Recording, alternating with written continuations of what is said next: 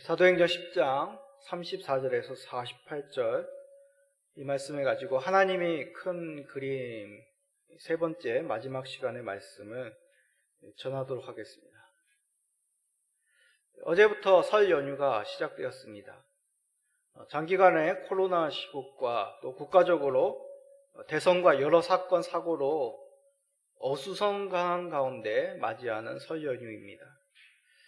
여러 사정으로 고향 방문 그리고 가족을 만나지 못하는 분들은 멀리서나마 전화통화로 영상통화로 가족의 안부를 묻습니다. 설 인사를 드리면 꼭 마지막에 하는 인사, 아마도 건강에 관한 인사가 아닌가 생각이 됩니다. 저희 교회도 설이 되면 교회를 돕는 분과 교회들에게 작은 선물로 인사를 대신합니다.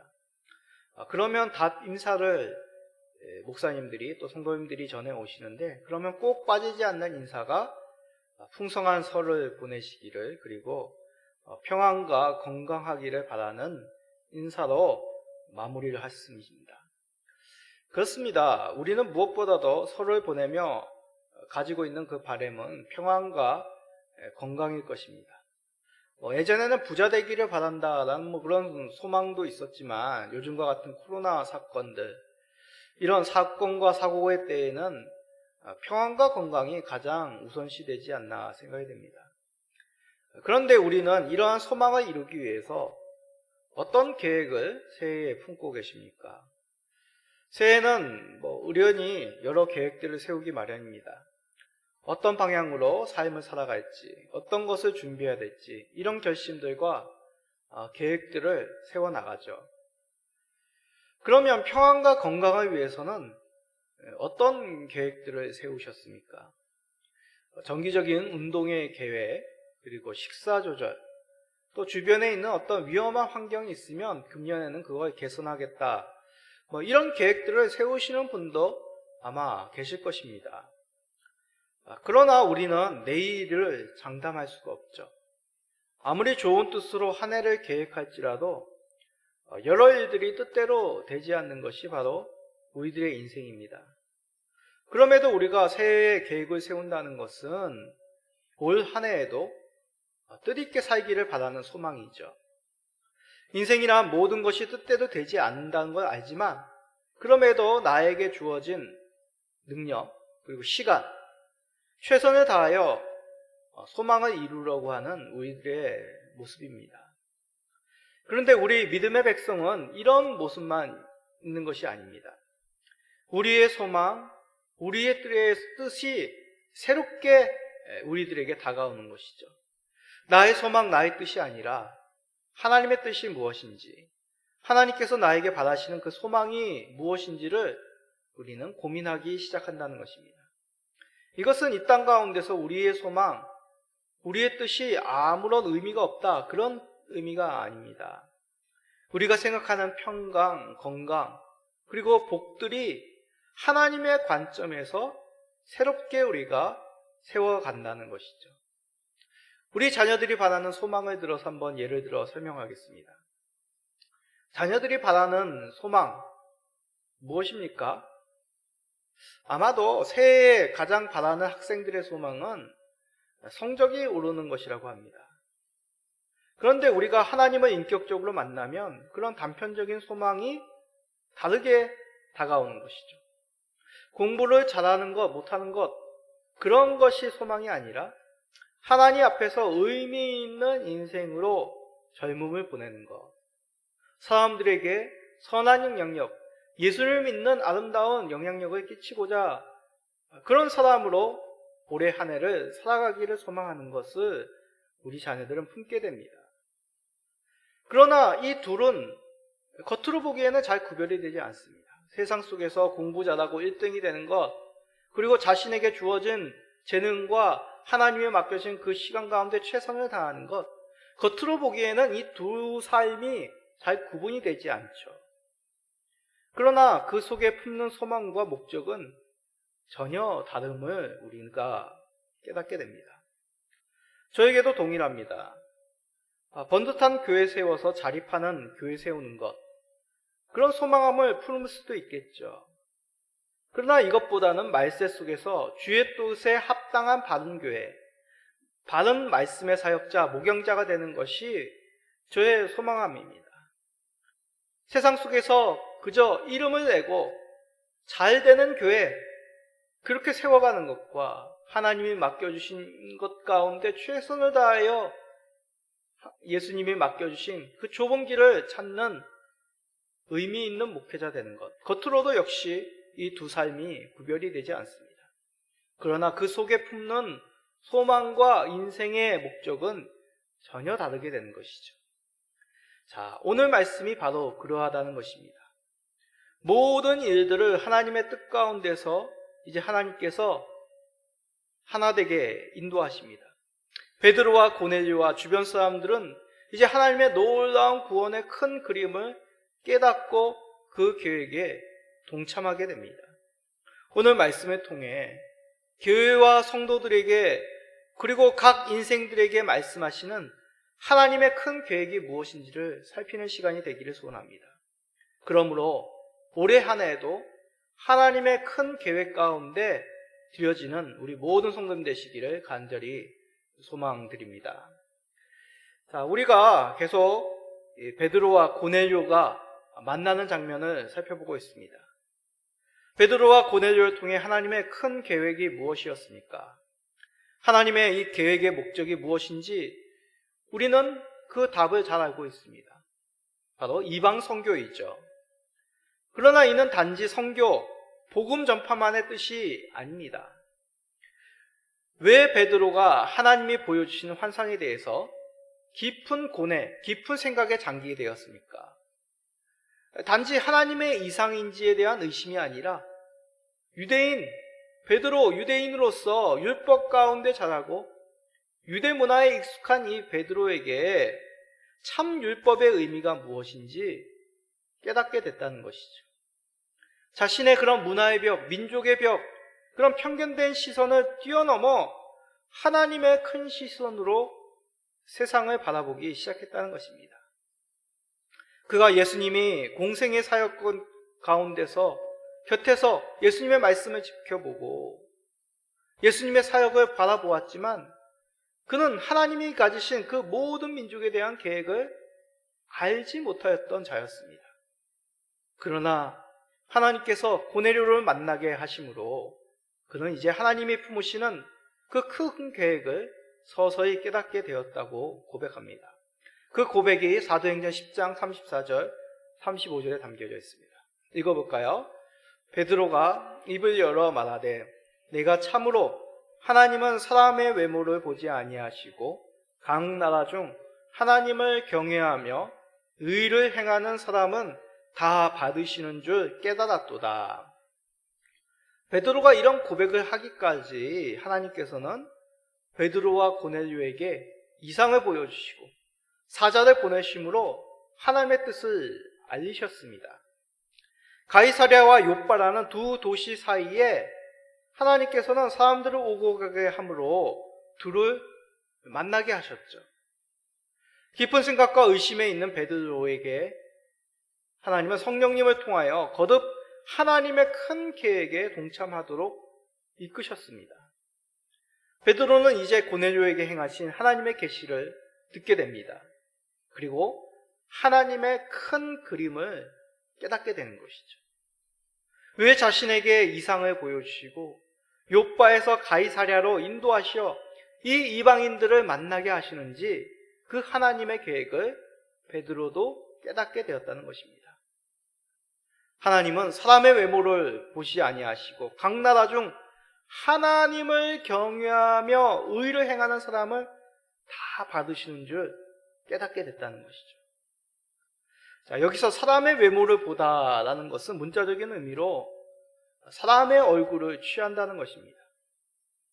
이는 하나님께서는 겉모습만으로 사람을 편애하거나 배척하지 않으신다는 의미입니다. 그럼 하나님께서 받으시는 사람은 어떤 사람입니까? 35절에 베드로의 고백에 담겨져 있죠. 각 나라에 상관없이, 민족에 상관없이 하나님을 경외하며 의를 행하는 사람을 하나님께서 받으신다는 것입니다. 우리가 이 말씀을 보면 하나님께서는 차별하지 않으시고 온 인류의 하나님이심을 밝히는 그런 분명한 말씀으로 이해가 됩니다.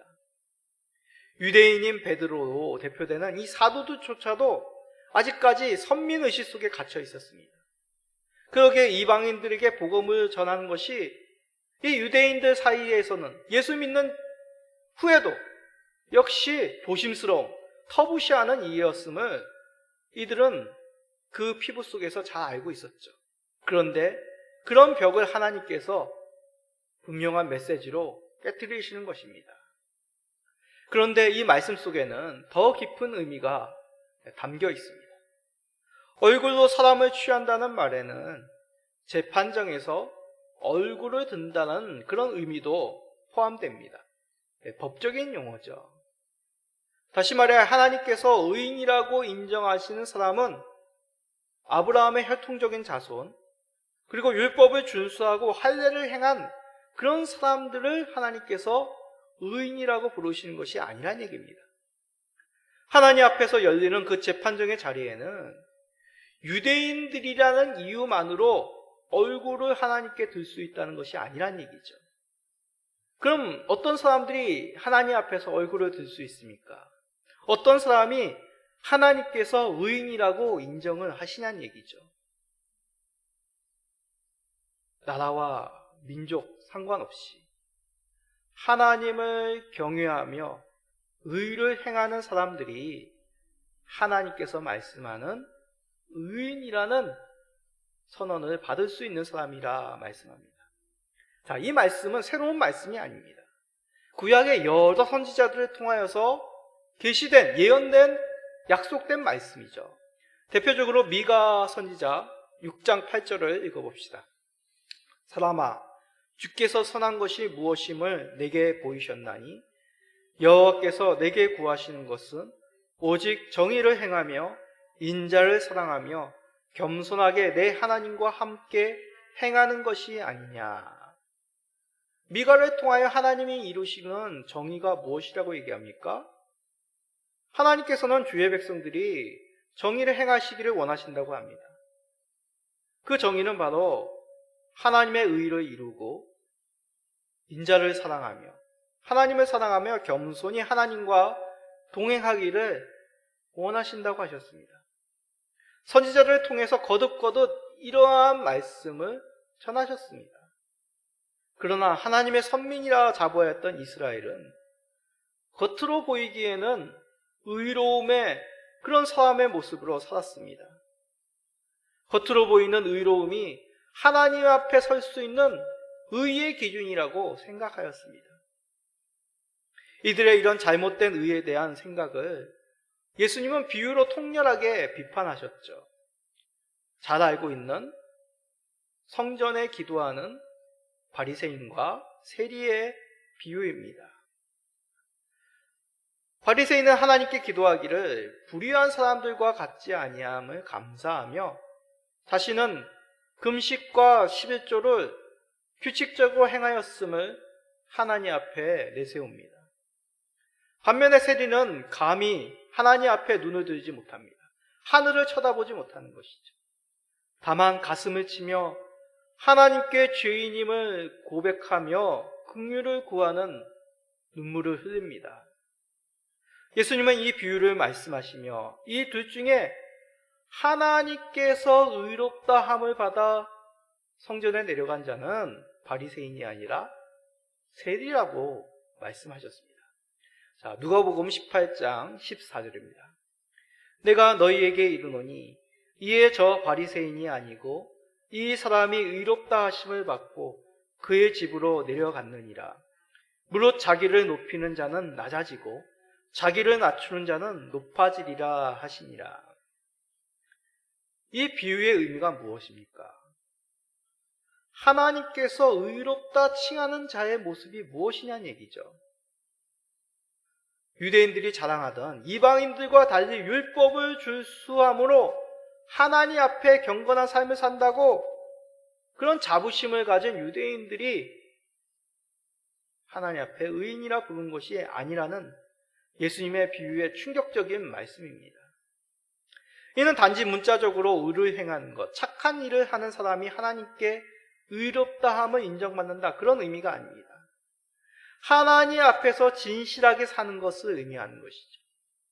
하나님 앞에 진실하게 산다는 것은 무엇입니까? 하나님 앞에서 겉과 속이 동일하고 하나님의 백성으로 최선을 다하는 삶을 사는 사람입니다. 그러나 자신의 힘이 아니라 하나님의 은혜를 구하며 연약한, 하나님의 은혜 없이는 살 수 없는 연약한 자임을 시인하며 하나님의 도우심을 구하는, 은혜를 구하는 그런 사람이 바로 믿음의 삶이라고 말씀하는 것이죠.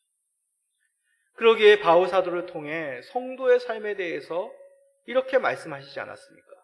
골로새서 3장 23절 25절입니다. 무슨 일을 하든지 마음을 다하여 주께 하듯 하고 사람에게 하듯 하지 말라. 이는 기업의 상을 주께 받을 줄 아나니 너희는 주 그리스도를 섬기느니라. 불의를 행하는 자는 불의의 보응을 받으리니 주는 사람을 외모로 취하심이 없느니라.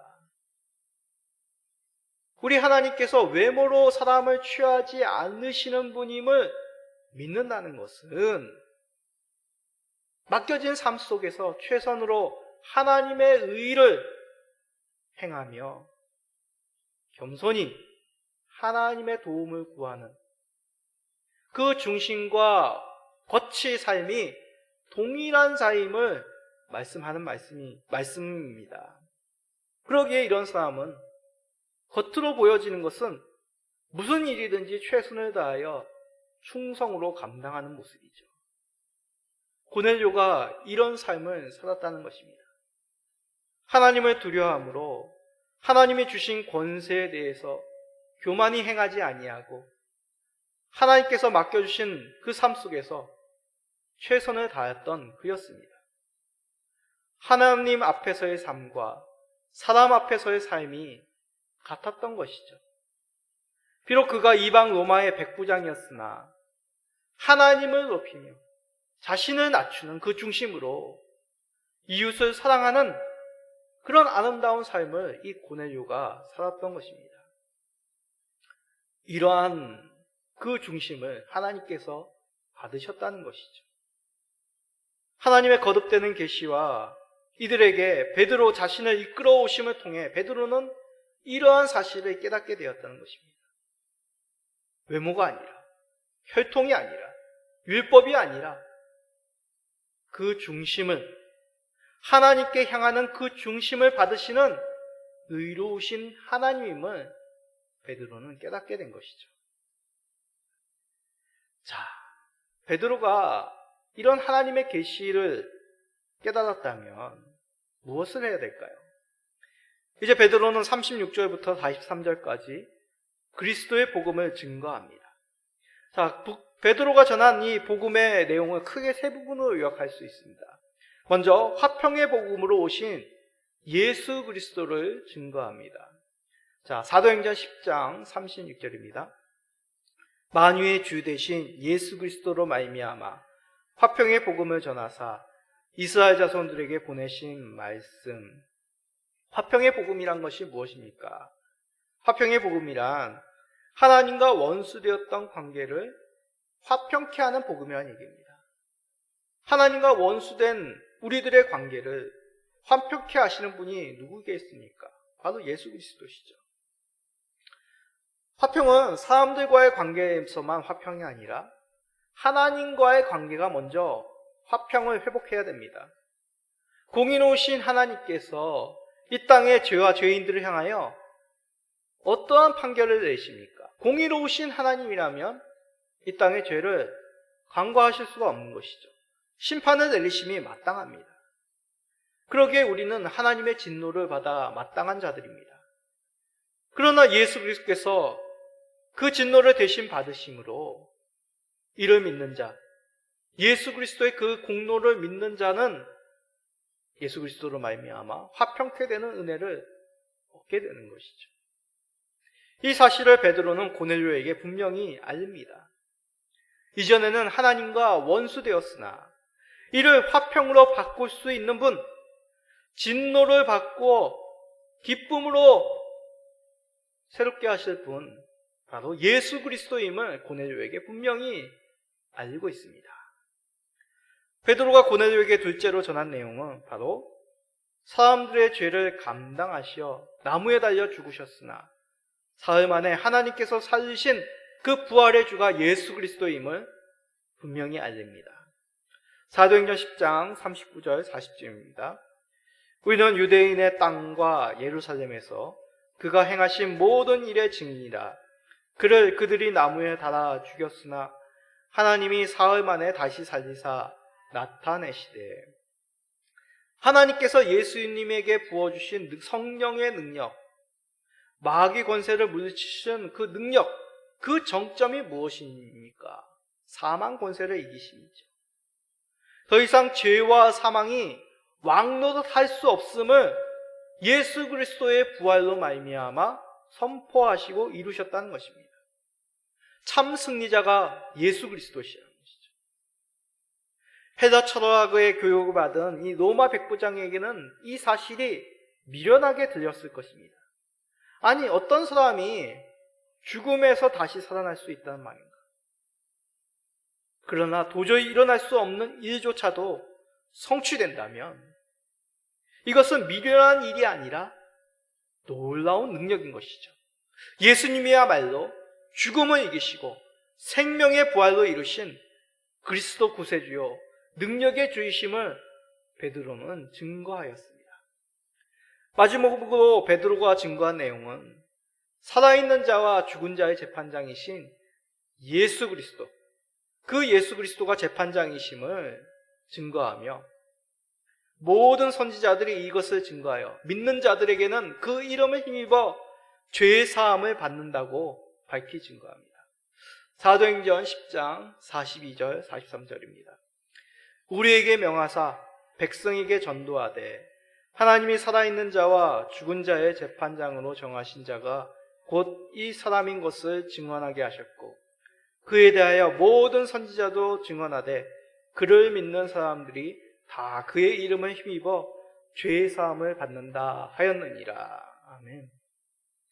사도들이 전하는 이 하나님의 명령, 산자와 죽은 자 모두의 재판장은 바로 예수 그리스도란 사실입니다. 그러므로 그를 믿는 사람들이 예수의 이름으로 말미암아 죄 사함을 받는다는 것이죠. 자, 이 또한 고넬료가 받아들이기 힘든 사실이었습니다. 그 당시 재판으로 사람을 살리고 죽이는 권세는 철저히 로마 황제의 권세였습니다.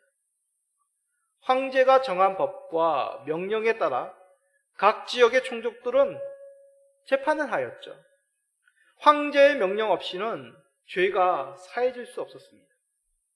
그런데 황제가 아닌 예수가 재판장이라니요. 그 이름을 믿음으로 죄 사함을 얻을 수 있다니요. 로마 군인 백부장 고넬료에게는 이 사실을 받아들이기 힘든 내용이었습니다. 그럼에도 베드로는 분명하게 이 사실을 전하였습니다. 고넬료에게 베드로가 전한 소식은 과연 어떻게 들렸을까요? 앞에서도 말씀드렸듯이 로마 군대 백부장으로 고넬료는 헬라 문화에 아주 익숙한 사람입니다. 그가 설사 고상한 로마인이었다면 구약의 율법 정도는 그가 충분히 받아들일 수 있었습니다. 경건한 유대인의 삶, 이방인의 눈에는 참 신비하고 경건스럽게 감동으로 느껴졌을 것입니다.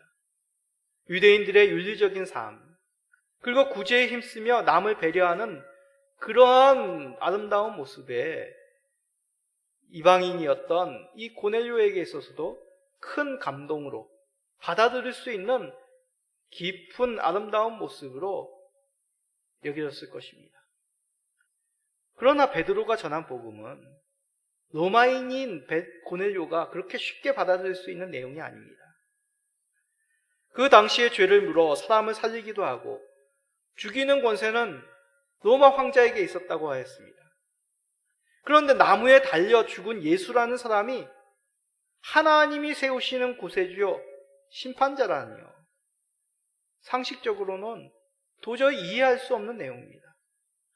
설령 고넬료가 이를 받아들이지 않고 로마 백부장의 권세, 로마 황제의 권위를 모독하는 이 유대 박약자의 이름을 전하는 이 힘없는 베드로, 이들을 잡아오게 가둘 수도 있었습니다.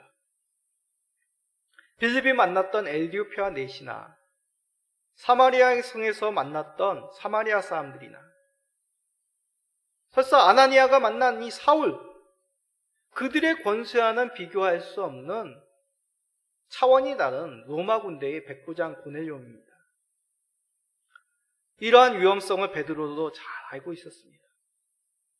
그러나 하나님의 계시를 통해 하나님께서 혈통이 아닌 믿음을 보시고 이방인도 주의 백성으로 받으심을 베드로는 깨달았습니다. 깨달았다면 사도로서 무엇을 해야 될까요?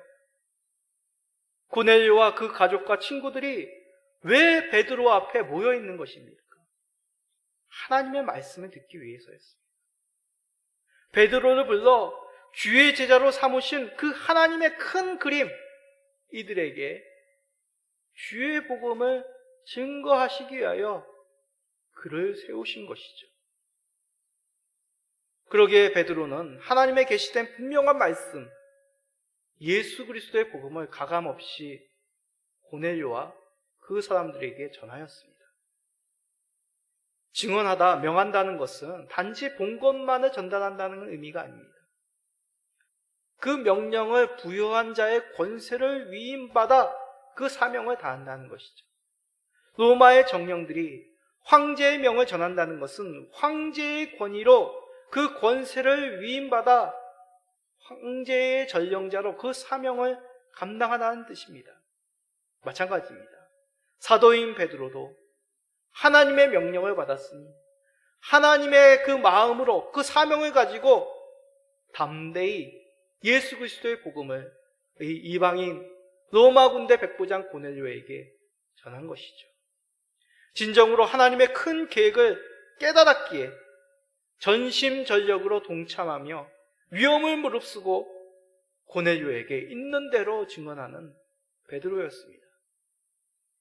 그의 전하는 말과 같이 하나님께서 외모로 사람을 취하지 않음을 믿기에 자신이 감당할 사명, 증인의 사명을 목숨을 버릴 각오를 가지고 베드로에게 전하는, 고넬료에게 전하는 베드로입니다. 자, 이렇게 위험을 무릅쓰고 고넬료에게 복음을 전한 그 결과가 어떻습니까? 고넬료가 분노하여 베드로를 해하였습니까? 아니면 냉철한 이성으로 수긍하며 복음에 대해 열린 마음을 품게 되었습니까? 놀라운 일이 그 자리에 일어납니다. 사도행전 10장 44절부터 46절입니다. 베드로가 이 말을 할 때 성령이 말씀 듣는 모든 사람에게 내려오시니 베드로와 함께 온 할례 받은 신자들이 이방인들에게도 성령 부어주심으로 말미암아 놀라니 이는 방언으로 말하며 하나님 높임을 들음이로라. 한마디로 말하면 제자들에게 임한 그 오순절날 임한 성령 강림이 이 고넬료와 그의 일행들에게도 임하였다는 것입니다. 자, 우리는 이 말씀에 대해서 그런가 보다 뭐 그렇게 여길 수 있지만 이 내용은 사실 신학자들 사이에서도 좀 의견이 분분한 내용입니다. 왜냐하면 이 본문을 가지고 구원의 증거가 성령 세례와 방언임을 주장하는 오순절파가 주로 이 내용을 그렇게 해석하기 때문입니다. 그러나 우리가 주목해야 될 사실은 무엇을 보고 제자들이 놀랐냐는 것이죠. 제자들이 놀란 것은 우리가 주목해야 될 사실은 구원의 교리가 무엇이냐라는 것이 아니라 이방인에게도 성령 강림, 오순절에 임하였던 그 성령 강림의 동일한 역사가 일어났다는 것이 핵심입니다. 오순절에 예수님의 약속, 그 말씀대로 기다려 성령 강림을 받았던 유대인 제자들만이 아니라 그 제자들이 전하는 복음을 받은 이 로마 백부장 고넬료, 그의 가족과 친척들, 친구들, 이 이방인들에게도 동일한 역사가, 성령 강림의 역사가 일어났다는 것이죠. 어떻게 이런 일이 가능합니까?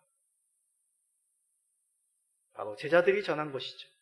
제자들이 전한 것은 예수님, 예수 그리스도의 복음, 구원의 말씀이요, 심판의 주 예수 그리스도를 전하였습니다. 그 전하는 말씀을 받았기에 하나님은 이들에게 성령의 강림을, 그 역사를 임하게 하신 것이죠. 방언을 했느냐, 어떤 특별한 능력이 나타났느냐가 그 중요한 내용이 아닙니다.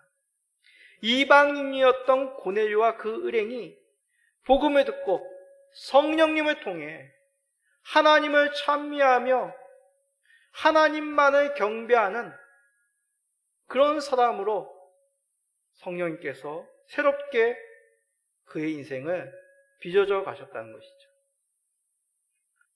뿐만 아닙니다. 제자들과 같이 방언을 말함으로 오순절 성령 강림 후 제자들이 여러 사람들에게 복음을 전하였듯이 이들을 통하여 각 나라의 말로 전할 수 있는 복음 전파자의 능력을 이들에게 허락해 주셨다는 것이죠. 이방인이었으나 오순절 강림을 경험한 제자들과 같이 복음의 성취자여 복음을 전할 자로 이들의 인생을 새롭게 거듭나게 하셨다는 것이 바로 이들에게 임한 성령 강림의 의미입니다. 그러니 사도 베드로의 입장에서는 이 모습을 보고 어찌해야 되겠습니까? 지금까지 하나님께서 이끄시고 성령님께서 계시하신 이 사실 앞에 베드로는 어떻게 반응해야 될까요? 못 본 채 해야 됩니까? 아니면 이것이 불경한 것이라고 노를 바라며 그 자리를 떠나야 됩니까? 순종하는 것이 마땅한 것이죠. 그래서 예수님의 마지막 명령과 같이 이들에게 세례를 줍니다. 예수님의 지상명령을 다시 한번 살펴봅시다. 마태복음 20장 19, 20절입니다. 그러므로 너희는 가서 모든 민족을 제자로 삼아 아버지와 아들과 성령의 이름으로 세례를 베풀고 내가 너희에게 분부한 모든 것을 가르쳐 지키게 하라. 볼지어다 내가 생사 끝날까지 너희와 항상 함께 있으리라 하시니라. 사실 예수님의 지상명령 자체에도 모든 민족에 대한 하나님의 구원의 계획, 제자로 삼아 복음의 일꾼으로 삼으시라는 그 계획이 다 포함되어 있습니다. 그러나 베드로 그 당시에는 이 말씀의 뜻을 깨닫지 못한 것이죠. 그런데 지금 그 두 눈에 그러한 광경이 예수님이 명령하신 그 명령을 수행할 일들이 펼쳐진 것입니다. 이제 그 의미를 깨달은 베드로는 망설임 없이 이들에게 세례를 베풉니다. 세례가 무엇입니까? 하나님의 백성이 되었다는 공적인 선포이죠. 물로 씻겨지고 물에서 다시 일으킴과 같이 죄된 옛생 삶은 이제 사라지고 옛삶은 죽고 그리스도 안에서 새롭게 거듭났음을 고백하며 공증하는 예식이 세례 아닙니까? 이방인에게도 새로운 삶이 허락되었음을 교회적으로 공포하는 것, 이것이 바로 이들에게 베풀어진 세례의 의미였습니다. 베드로가 억지로 마지못해 행한 세례가 아니었습니다. 베드로는 전적으로 이들이 하나님 나라의 자신과 동일한 주의 백성이 되었음을 선언함과 동시에 아름다운 하나됨의 교제를 누립니다.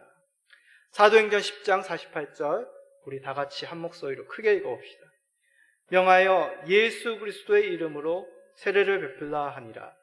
그들이 베드로에게 며칠 더 머물기를 청하니라. 만약 베드로가 이 일을 탐탁치 않았다면 즉시로 왔던 길로 돌아갔을 것입니다. 세례는 베풀 수 있다. 그런데 이들과 같이 함께 있는 것은 꺼림직하다라고 생각하며 즉시로 돌아갈 수 있었습니다. 그러나 고넬료의 요청에 흔쾌히 베드로는 며칠 더 그 집에 머뭅니다. 머물러서 무엇을 했겠습니까? 같이 살았죠. 같이 먹고 마시며 잠을 자고 또 베드로가 들었던 예수님의 말씀, 그가 두 눈으로 목격한 그 예수님의 놀라운 이적들, 그리고 사도로, 제자로 어떠한 어려움을 겪었는지 하나하나 밤새도록 아마 고넬료와 그의 친구들에게 들려주었을 것입니다. 베드로가 고넬료의 집에 오자마자 한 말을 기억해 보십시오. 유대인들은 이방인과 상종도 하지 않는다고 그는 안 해도 될 말을 고넬료와 그 일행들에게 얘기했었습니다. 그만큼 그 속에는 꺼리낌이 있고 터부시하는 마음이 있었죠. 그런데 이제 함께 생활하고 함께 대화하며 함께 예수님에 대해서 밤새도록 교제하였습니다. 왜냐하면 하나님께서 고넬료와 그 가정을 깨끗게 하시어 하나님의 의인된 백성으로 맞이하였음을 베드로는 믿었고 또한 그의 모든 복음 증거 가운데 그 사역 가운데 그러한 믿음을 고백하였기 때문입니다. 베드로에게는 더 이상 이 이방인들과 교제함에 꺼리낄 이유가 없어졌습니다. 막힌 담을 허무시는 그 하나님의 큰 그림에 전적으로 믿음으로 기쁜 마음으로 사랑의 마음으로 교제의 마음으로 헌신한 베드로였던지. 물론 이러한 하나님의 계획에 대한 깨달음과 순종은 모든 제자들과 교회들에게 즉각적으로 받아들여지지 않았습니다. 아니, 지금도 우리 속에는 남들과 신앙적인 우월감에 그 차별을 두려고 하는 그런 아주 교만된 마음이 있습니다. 예수님이 아닌 무엇인가 남들과는 차별화, 공로를 내세우며 그것이 나의 의의 근거인 양 행동하며 그 알량한 자존심을 내세우는 그러한 모습이 우리 가운데 있습니다. 하나님을 경외하기보다 사람이 세운 전통과 질서를 우선시하는 것이죠. 이것은 교회 내에서 예의와 질서를 무시하라는 뜻이 아닙니다. 우리의 중심이 무엇에 있냐는 것이죠. 베드로는 하나님의 큰 그림, 하나님 나라에 맞아들이시는 그 하늘 시민의 됨의 의미를 깨닫고 전적으로 자신의 그 높은 교만함을 깨지고 주님 앞에 순종하기 시작했습니다.